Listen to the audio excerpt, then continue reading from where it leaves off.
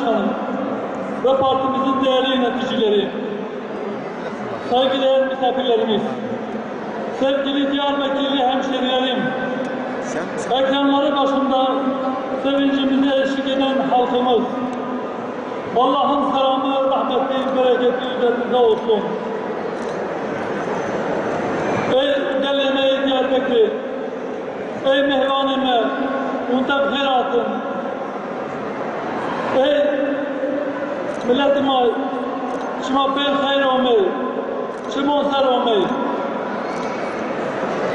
Evet, bugün adaylarımız açıklandı ve adaylar adına konuşma şerefi de bana verildi.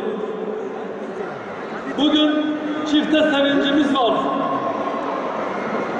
Dürüst siyaset, gerçek adalet sloganıyla kurduğumuz partimizin 1. kuruluş yıl dönümünü kutluyoruz.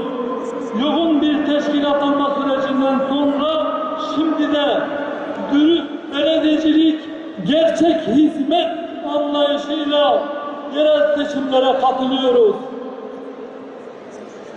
Belediyelerimizin yönetimine ve halkımızın hizmetine talibiz. Ve başkan adaylarımızla karşınızdayız. Özellikle şunu belirtmeliyim ki, partimizin bizleri bu göreve layık görmesi bizim için bir onurdur, büyük bir şereftir.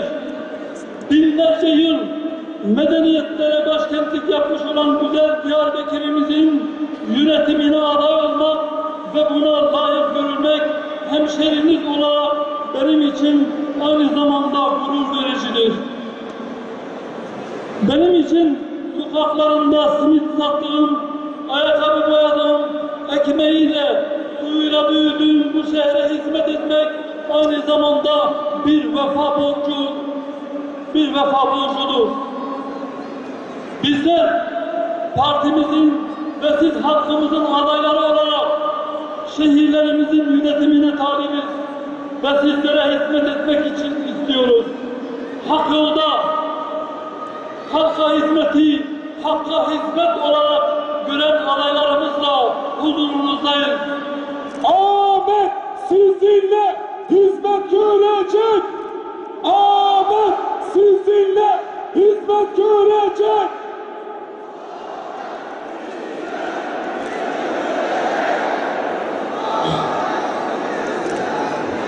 Bizler halkın efendisi, halka hizmet edendir diyen bir peygamberin ümmetiyiz. Belediyeler halka hizmet etmek için kurulmuş olan mekanlardır, kurumlardır. Bu nedenle sizlere en iyi hizmeti vermek için belediyelerin yönetimine talibiz. Belediyelerimizin halkın belediyesi, belediye başkanlarımızın halkın hizmetinde olan kişiler olacaktır. Malumunuz yıllarca hep beraber çeşitli sıkıntılar yaşadık. İnancımız için, halkımızın geleceği için bedeller ödedik. Halen de bedel ödemeye devam ediyoruz. Bugün burada bedel ödemiş adaylarla sizlere hizmet etmek için huzurunuzdayız. Yıllarca horlanmış, dışlanmış, hakları gasp edilmiş sessiz çoğunluğun sesiyiz.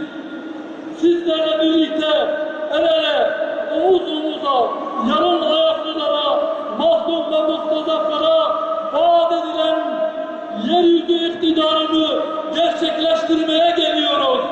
Takbir!